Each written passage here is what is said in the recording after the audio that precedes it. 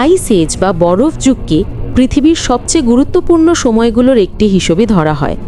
সেই সময় পৃথিবীর তাপমাত্রা আজকের তুলনায় অনেক ঠান্ডা ছিল এবং ম্যামথ ও স্মাইলোডনের মতো বহু প্রাণী প্রজাতি তখন বিদ্যমান ছিল। আজ আমরা বলি প্রায় 12,000 বছর আগে শেষ বরফ যুগ শেষ হয়ে গিয়েছে, কিন্তু আসল সত্যি একেবারে ভিন্ন। আমরা কখনোই বরফ যুগ থেকে পুরোপুরি বেরিয়ে আসিনি। গ্লেসিওলজির সংজ্ঞা অনুযায়ী যদি পৃথিবীর উত্তর ও দক্ষিণ মেরু উভয় জায়গায় বরফ থাকে, তবে পৃথিবী এখনও বরফ যুগে রয়েছে। কিছু বিজ্ঞানীর মতে পৃথিবীর যে কোনো স্থানে যদি বিশাল হিমবাহ বা গ্লেসিয়ার থাকে, তাহলেও সেটি বরফ যুগের অংশ। বর্তমানে আমরা কোয়াটারনারি গ্লেসিয়েশন পিরিয়ডে বাস করছি, যার সূচনা হয়েছিল 2.5 লক্ষ বছর আগে। তবে এর আগেও পৃথিবীতে বরফের পুরু স্তর ছিল। প্রশ্ন হলো, পৃথিবী কি কখনো বরফহীন বা আইসলেস ছিল? কখনো কি এমন সময় এসেছিল যখন পৃথিবীতে এক ফোঁটাও বরফ ছিল না? যদি হ্যাঁ, তবে কখন? আর তখন পৃথিবীর জলবায়ু ও তাপমাত্রা কেমন ছিল?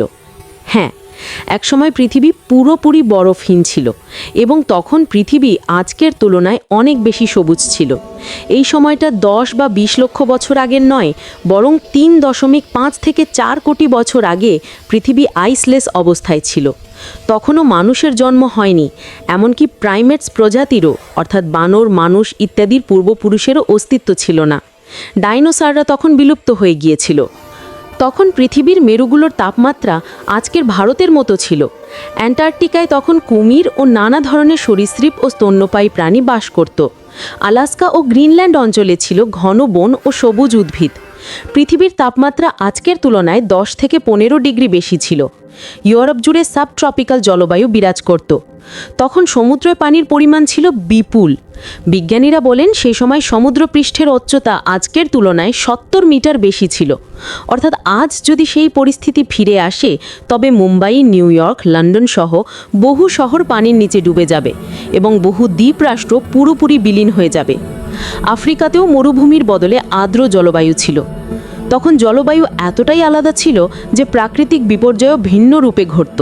ভয়াবহ ঝড়, দাবদাহ, প্রচুর বৃষ্টি, বন আগুন, আবার কোথাও ভয়ঙ্কর খরা।